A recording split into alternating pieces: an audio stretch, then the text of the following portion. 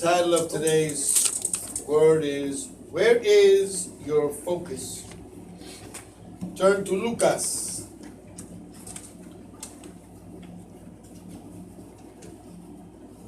Two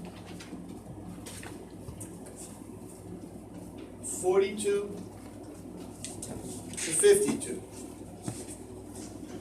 2 42 to 52. When you're there, say Amen. Amen.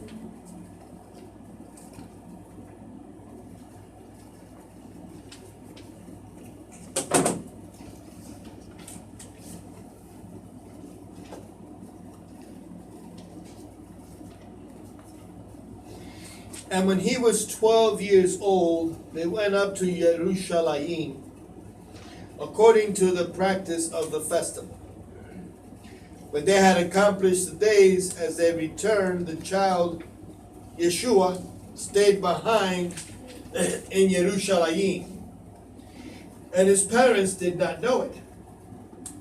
But thinking he was in the company, they went a day's journey and were seeking him among the relatives and friends. And not having found him, they returned to Jerusalem seeking him. And it came to be after 3 days, they had found him in the Mikdash, sitting in the midst of the teachers, both listening to them and asking questions. And all who heard him were astonished at his understanding and answers. And having seen him, they were amazed. And his mother said to him, "Babe, why have you done this to us? See, your father and I have been anxiously seeking you." And he said to them, "Why are you asking me? Did you not know that I had to be at that of my father?" But they did not understand the words he spoke to them. He went down with them and came to Nazareth, and he was subject to them, but his mother kept all these matters in her heart. And Yeshua increased in wisdom and stature and in favor with Yahweh and men. You may be seated. You may be seated. You may be seated.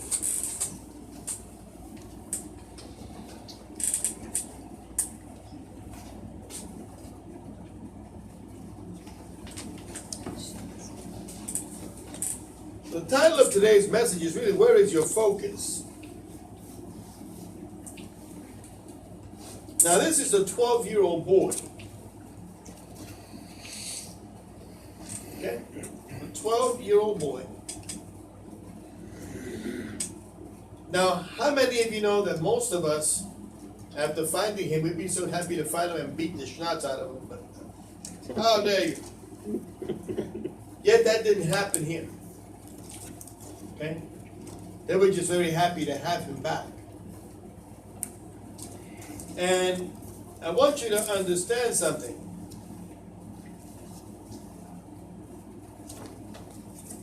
They were literally worried about where he was.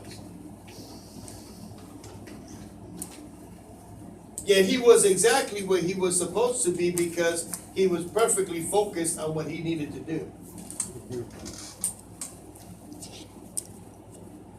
See, the question that I have for all of us today is, where is your focus?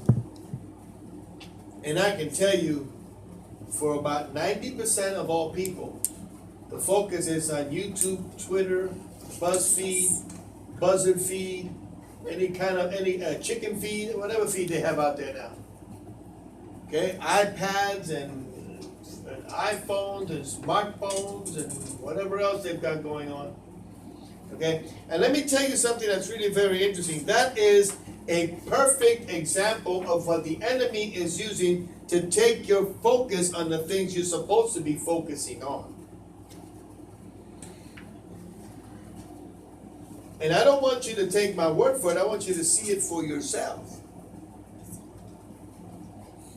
There are more people here today. Look, I asked someone this morning if they wanted to come to church, and they said they couldn't because they had too many errands to run. I asked somebody else to come to church a week ago, but they couldn't come because they can't get up on time. If we get up on time, we'll be there. So I said, would you like me to call you? They didn't give me a number. And even if they had given me a number, I probably wouldn't have called. Because if he's not good enough for you, you got issues. Yeah. If the things of this world and the deceitfulness of riches are blinding you to a point where your focus is completely off, you're in trouble. And I'm not talking about the people in the world. They need salvation. I'm talking about the people that are in our fellowship. And I don't just mean in our midst. I'm talking about the entire fellowship, the entire bride. Where is our focus? It doesn't take much to dim your focus. I want you all to stand. I want you all to turn that way.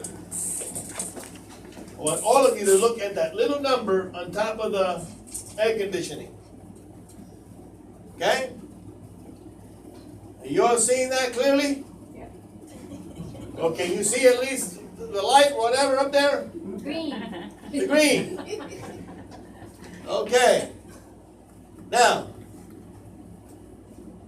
I want you all now, keep your eye on that,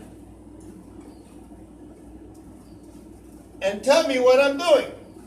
Anybody, at any time, keep your eye on that and tell me what I'm doing. You walked out the door, you're in the hallway. Okay, now what am I doing? Talking. What am I doing with my hands now? Oh no. Nothing. The shimmy. Turn around. Where is your focus? You see, Yeshua is standing in the hallway. He's trying to get your attention, but you're facing the air conditioner. You may be seated. It's just a simple illustration how the enemy can have us focus on an air conditioner when we should be focusing on Yeshua HaMashiach. Okay?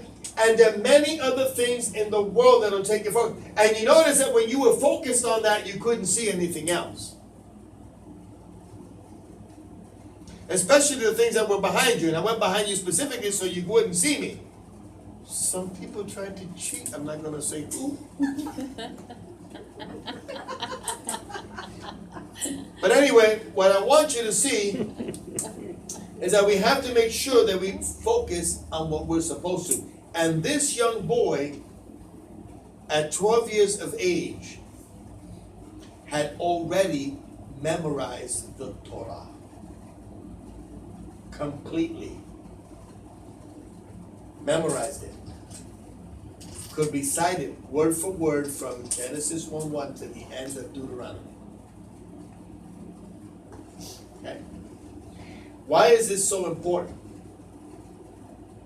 I can go into every high school in America today where kids are 18 years of age, and I cannot find one that will give me 5 scriptures from their heart. Quote me the verse and the scripture. 5. Yet this boy at 12 could give you the entire Torah.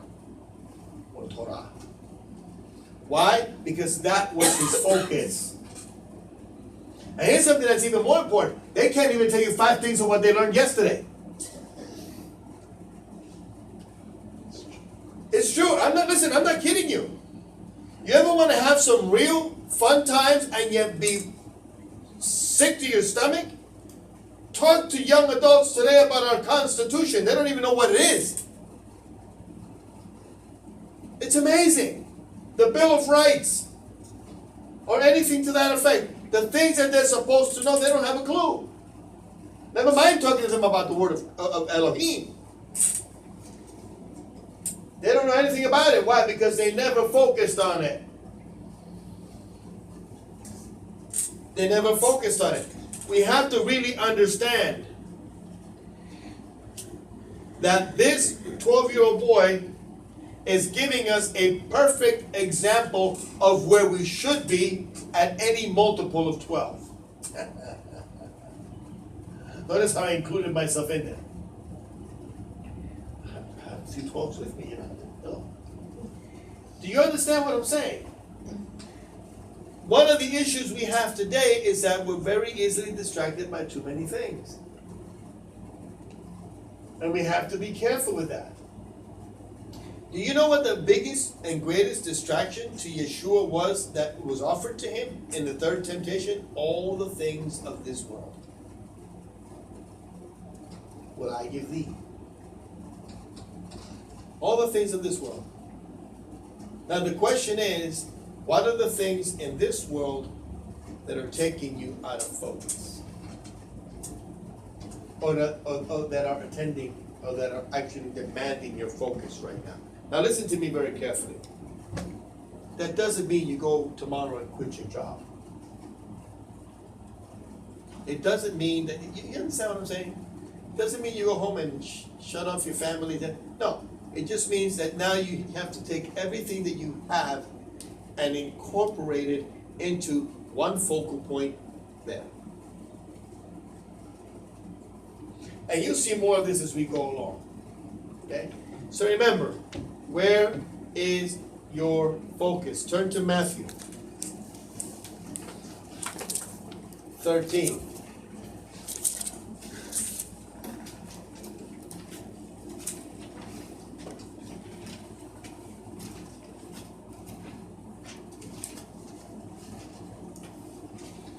When you're there, say Amen. Let's go through verses 15 and 16. For the heart of this people has become thickened, and the ears are hard of hearing, and their eyes they have closed, lest they should see with their eyes and hear with their ears, lest they should understand with their heart and turn back, and I heal them. And Baruch are your eyes because they see, and your ears because they hear. See, what are you focused on? Depending on what your focus will determine how you see, how you hear, and the condition of your heart.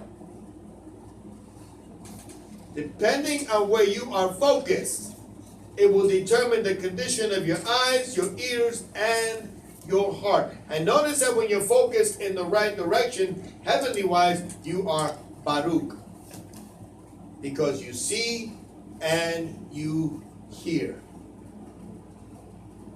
Why is this so important? Because a lot of times we're seeing things we are not to see, and we're listening to things we are not to be listening to. Yeah, I went there. And it's happening more often than not. Okay? Including the fivefold. Most of the members of the congregation today are not hearing clearly because their focus is all wrong. They're not seeing clearly because their focus is all wrong. And their hearts are thickening. But Baruch are your eyes because they see, and your ears because they hear. If you see, that means you have your proper focus. And if you hear, that means you're listening to that on which you are focused. Turn to Matthew 9. A few pages back.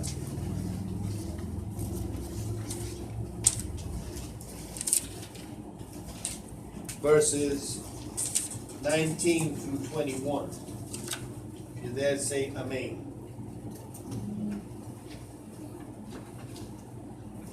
I want to teach you something here which is critically important. It's going to take several verses of scripture. We're going to go through them. And Yahuwah rose up and followed, and Yeshua rose and followed him,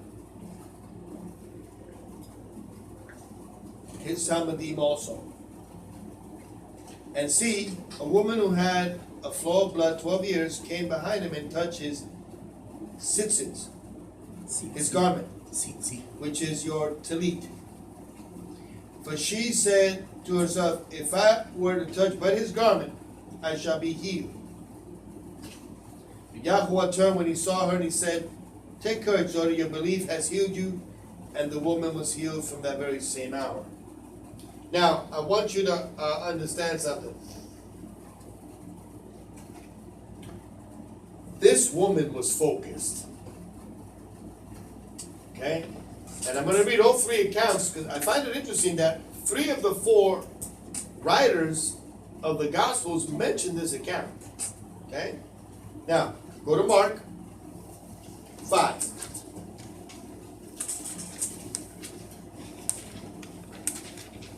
See, whenever you have something repeated over and over and over, you have to ask yourself why. There's something in there you need to learn.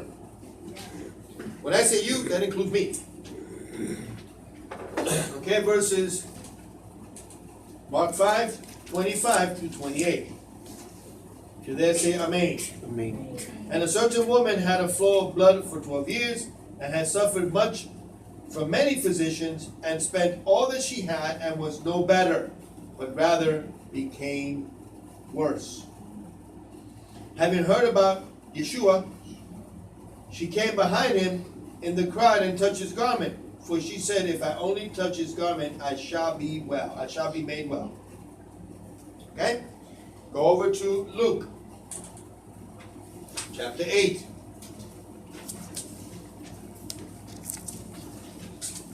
Okay? Verses 43 and 44.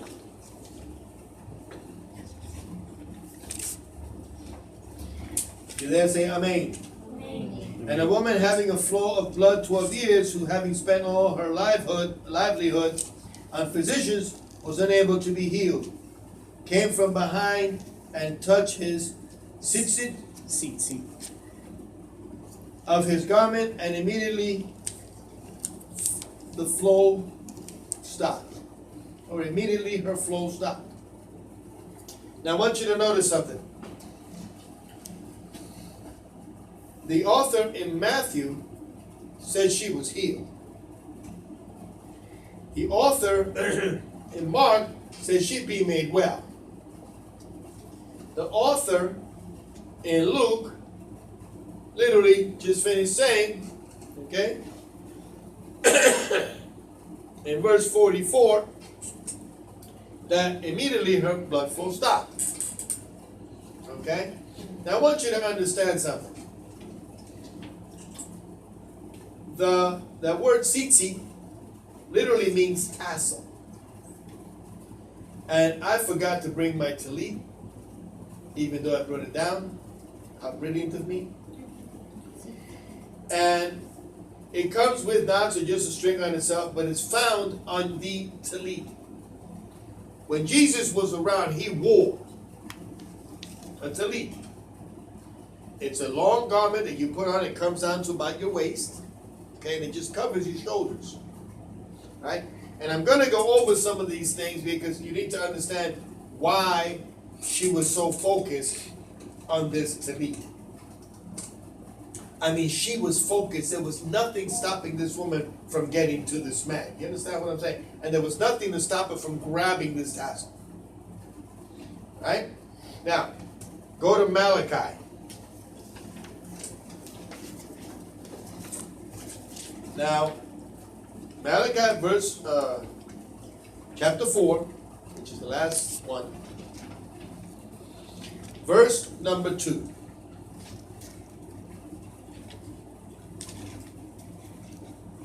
Amen. Amen. But to you who revere my name, the brilliance of righteousness shall arise with healing in his wings. And you shall go up and leap for joy like calves from a stall. But I want you to, let's read that first part again.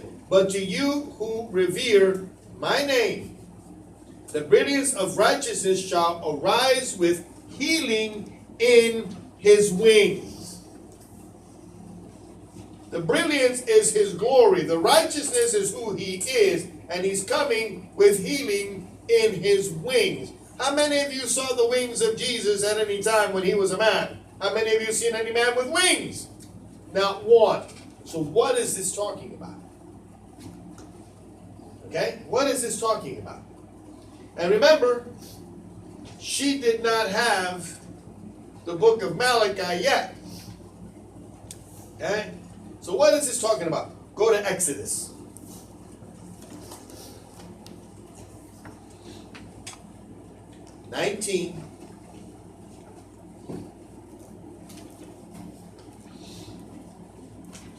Verse 4. Amém.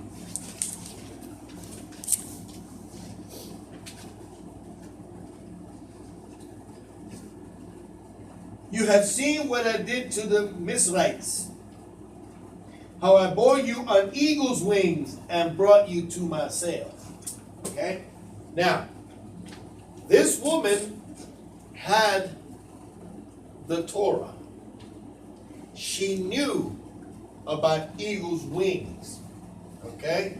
And she also knew that the four corners of the tallit have four little white patches. They're about 4 by 4 inches, like this, a 3 by 3 or 4 by 4. Okay? And those are called the wings. Those four little corners are called wings. Okay? And every one of those wings has a little string coming down from it. It's just a tassel. It could be a single strand, a knotted up strand. It doesn't matter. They made all kinds of things with them, but some of them even have scriptures on them. It's nothing more than a string on this little thing called the wing. So she knew from that, okay, that the eagle's wings in this case was the kanaf, which is that little patch. And it also means deliverance. He came with healing in his wings, which means you're going to be delivered from whatever illness you have. She knew this. Why? Because she read the Torah. Not to mention the fact that she probably heard about how many other people were getting healed. He was doing healings all over the place. Okay? So, she now came from behind him. Alright? You might say she snuck up on him. Or you could say that from the direction she was coming, that's the only vantage point she had. Okay? In either case, I want you to understand there was a significant crowd about him. A multitude of people were about him. And nothing stopped her from getting to there. Do you see how focused she was? What's stopping you from getting there? You have the Torah plus the Torah special that goes all the way to Malachi, and then you have the renewed one after that. So what's keeping you from his tallit? Are you truly focused on him like she was? And notice that she had already stated, I shall be healed, I shall be made well. And finally, she was delivered and the flow stopped. And the flow stopped. Do you see how important it is for us to maintain our focus, especially in today's world? And this is especially for you, youngins, and even us older folks who are technologically sound. I hate technology. I'll die hating technology. I think it's the biggest mishmash since they messed up Frosted Flakes. It's a waste of time for me. And yet the entire world revolves around it. Why? Because it is used to take your focus off the kingdom. It is used to take your focus off the kingdom. Go to Mark.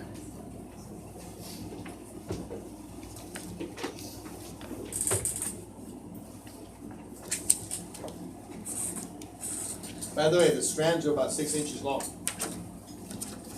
6 inches long.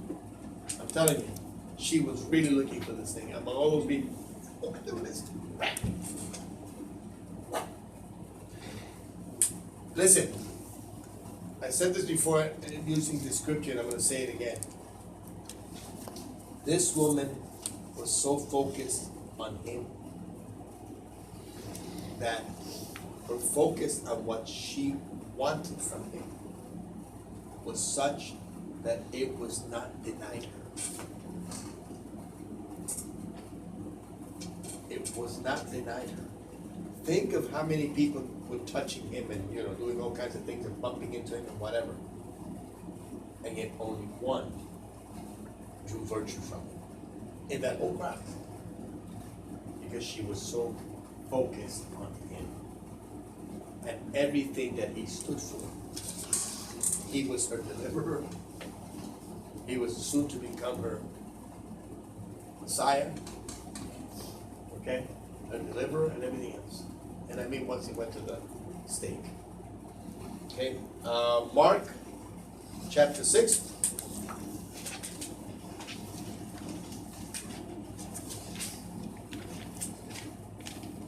And let's go to verse 56.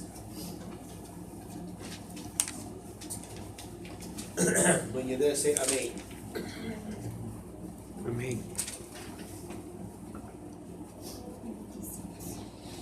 And wherever he went, into villages or cities or country, they were laying the sick in the marketplace and begged him to let them touch one of his tzitzits of his garment, and as many as touched them were healed. This is the kind of focus that lady had. And notice that many others had the same focus for healing. And as many as touched any one of the four. I want you to understand something. That's very significant. You know why? Because you could touch him from the north, the south, the east, or the west. Because he has one of every home. That's significant. No matter where you come from, you can still touch him. But your focus must be right. Your focus must be right. Your focus must be right. Your focus must be right. Why? Because otherwise you walk right by him.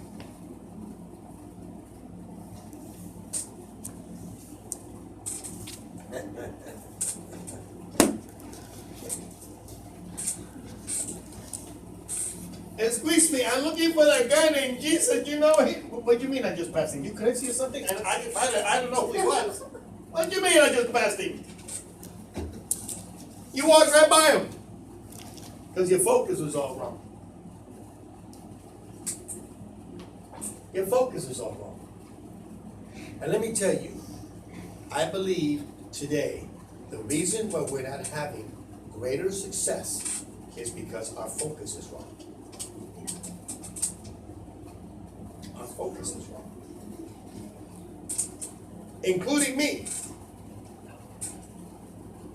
Okay? Go to Luke 15.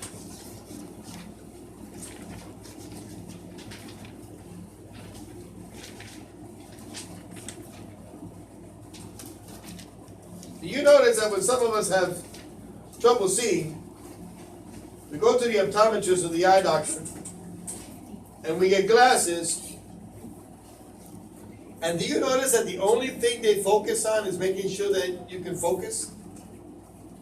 Because if you can't focus, you can't see.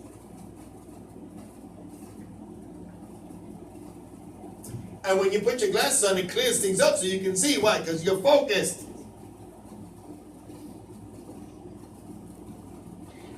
When things are focused properly before you, you see what's there. Blessed are your eyes, for they see. See who? They see me. Blessed are your ears, for they hear. They hear what? They hear me. That's what he's saying.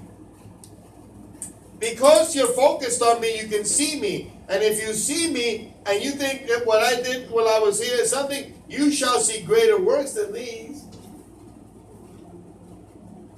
I'm capable of doing anything I want. Why? Because my Father gave me authority over all of you. I can heal, I can raise the dead, I can bring with me whomever I want, whenever I want.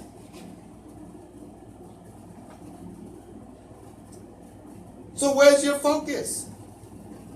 Your focus should be on the one who's already done everything he needed to you.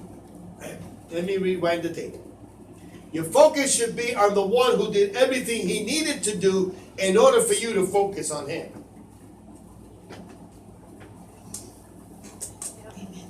That's you can't make it any plainer than that. Okay? He died for you. He's willing to heal you physically, mentally, spiritually, financially, every area of your life. He's willing to baruch you in every form, way, shape, fashion, so that you could be a Berikah to someone else. You understand what I'm saying? But yet, we're focused on that little green light up there. The things of this world. The things of this world. He was in the world, he wasn't of the world. We are in his world, we're not of this world. Did you get that? We are now in his world, we're no longer in this world. So then why does this world have us so out of focus? What is it about this world that has us so out of focus?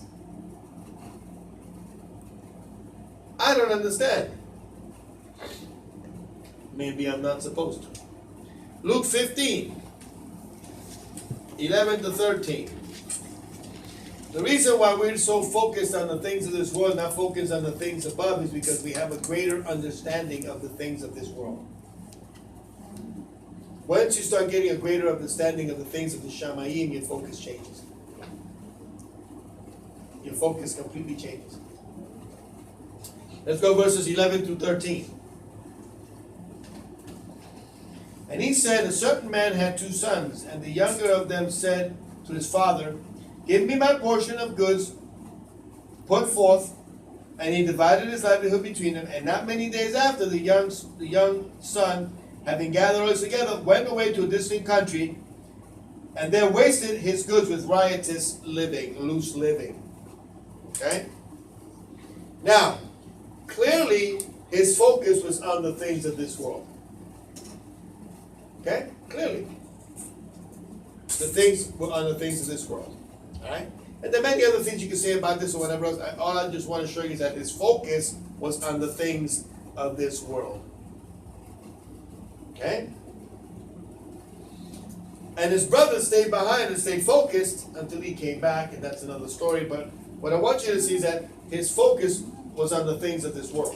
Now, turn over to Luke 18.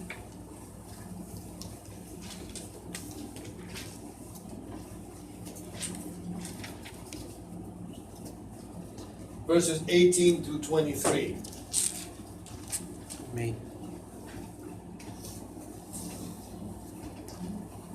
And a certain ruler asked him, saying, good teacher, what shall I do to inherit eternal chai? So Yeshua said to him, why do you call me good? No one is good except one, Elohim. You know the commands: do not commit adultery, do not murder, do not steal, do not bear false witness, respect your mother and your father, or your father and your mother. And he said, all these have I watched from my youth. And hearing this, Yeshua said to him, yet one you lack. So all that you have and distribute it to the poor, and you shall have treasure in the Shamayim, and come and follow me. But when he heard this, he became intensely sad, for he had because he was extremely rich. Once again, we see the things of this world. Remember the third temptation. All of these things will I give thee if thou wilt bow down and worship me. I want you to understand something. The whole purpose of the enemy trying to get you out of focus is so that when the time is right, he'll get worship out of you. Once you start worshiping him, you are in deep in chief. You are in a lot of trouble. Okay. And listen, let me tell you, I don't know if you guys know too much about rock and roll, but rock and roll music is about as demonic as it comes. Most of the people that were in that industry literally sold their souls to the devil for fame and fortune. Okay? And this is what it's all about. It's trying to get us to the point where the things of this world and the deceitfulness of riches have taken our focus of the Shamayim, and now we are no longer fruitful to the kingdom. That's what that's all about. That's exactly what it's all about. And the reason why I'm saying this is because he's coming back soon. And if we don't stay focused on him, why should he take you with him? Have you asked yourself that? If you're not focused on him, why should he take you? That's not to say that the things of this world don't matter, but you should be focused on him. You should be focused on him. They are focused on the world. I'm going to close with this scripture here. We'll come back next week. This is only part 1. This will continue. Go to Matthew. I want to show you something here that I believe is worthwhile looking at.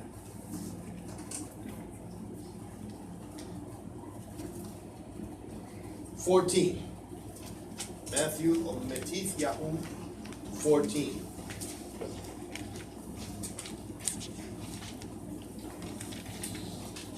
Verses 22 through 31. You guys have read the story before, I'm sure. And immediately, Yahushua and his Talmudim entered into a boat to go before him to the other side, while he dismissed the crowd. And having dismissed the crowd, he went up to the mountain by himself to pray. And when evening had come, he was alone there. But the boat was now in the middle of the sea, agitated by the waves, for the wind was against it. And on the fourth watch of the night, by the way, the fourth watch of the night is the hours between 3 and 6 in the morning, or 3 in the morning to 6 in the morning. And the fourth watch of the night, Yahushua went to them walking on the sea. And when the Talmudim saw him walking on the sea, they were troubled, saying, "It is a phantom." And from fear they cried. And immediately Yahushua spoke to them, saying, "Take courage, it is I, do not be afraid." And Kepha answered him and said, "Adonai, if it is you, command me to come to you on the water." And he said, "Come." And Kepha came down out of the boat and walked on the water to go to Yahushua. But when he saw that the wind was strong, he was afraid and began to sink. He cried out, "Adonai, save me!" And immediately Yahushua stretched out his hand and took a hold of him and said to him, "O ye of little faith, why did you doubt?" Now, this is really, really, really very, very, very important with respect to focus. The first thing I want you to notice is that they focused on what they thought was a phantom. And that brought fear to them. But Yahushua went ahead and comforted them and said, "It is I, be not afraid." Okay? And Kepha asked him, "Adonai, if it be you, bid me to come to you, walking on the water." And he said, "Come." Okay? That's a very lovely exchange. And there are many things you can take the story with, but what I want you to notice is that he went out and he was focused on Yahushua. And he began to walk. So while he's walking, all right, in verse number 30,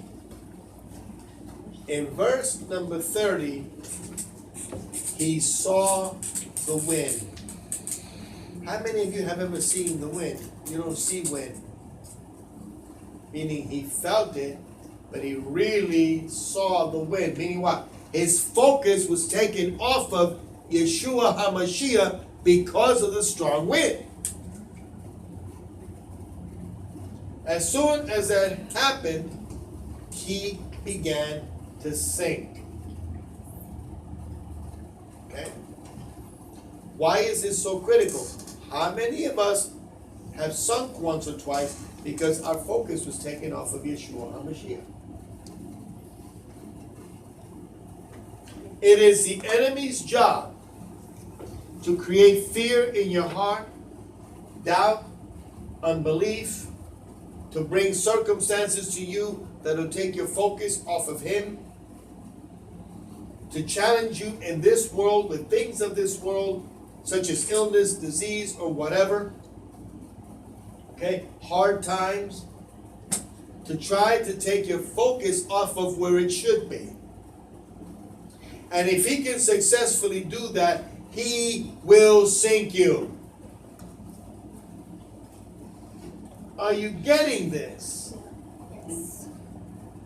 We are more than conquerors through him who resides within us. Amen. We of our own can do nothing. But once we come to him and receive him into our hearts, we are now a child of the kingdom. As a child of the kingdom, you should be focused on kingdom living. Kingdom living means you are focused on the Father and the Son. The bane of Yahweh. Once you maintain that focus, okay? This is probably a scripture that we'll get to later, but I want to share this with you now. Once you maintain that focus, then everything else is fine. Let me tell you something. The hardest thing for us to do is worship once we sung. Well, I'm glad none of you do that. The hardest thing to do is to worship once you're singing. The greatest thing to do is cry out. Yeshua! I sing. Cry out to him. Let him know. This is not good. And I caused this on myself. Because I lost my focus on you. Let me tell you something. Most of the things that you've gone through in this world, you've brought upon yourself. That's a good word. Hard to receive, but it's a good word. Most of the things that we've had to go through on this planet, we've gone through it because of what we've done. It's the consequence of what we've done. And yet, we still have a Kadaf, a deliverer.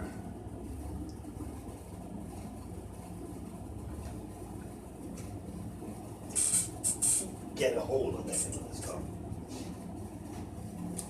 Find yourself restored, delivered, reestablished, put back into brand new condition, ready to refocus your focus on what should have been the focus in the first place. We have but a short while, and I believe that this is the key to a lot of our future success. Okay? I want you to Let's go to one more scripture. Go back to Matthew 18.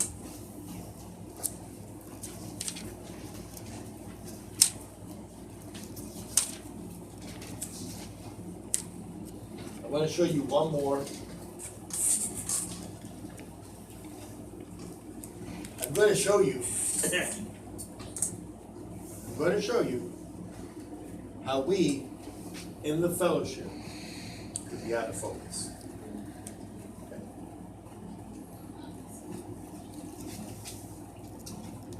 Are you back at Matthew 18? Okay. Let's go to verse 18.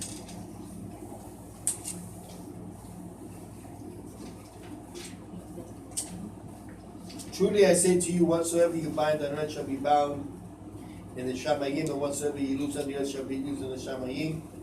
And I say unto you that if two of you agree concerning any matter, that they shall ask, it shall be done by them of my Father in the Shamayim. For there are two or three are gathered together in my name, there I am in the midst. Then Kepha came to him and said, Adonai, how often shall my brother sin against me, and I forgive him? Up to 7 times?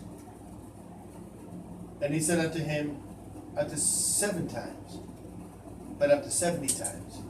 And he said unto him, I do not say to you 7 times, but up to 70 times.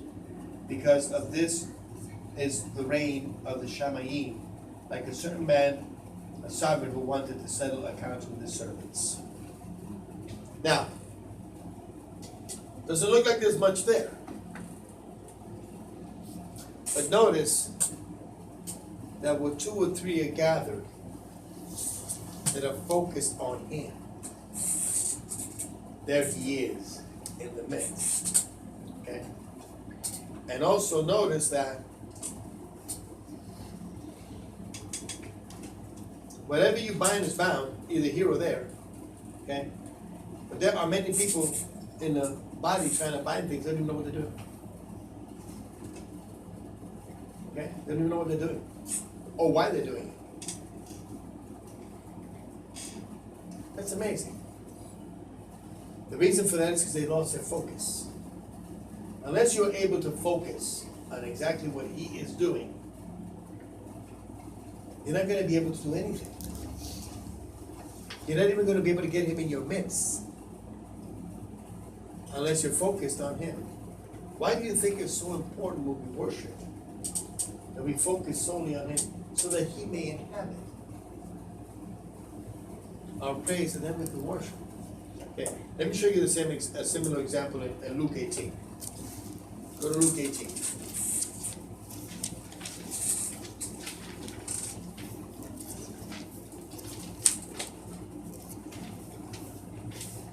And we'll close with this.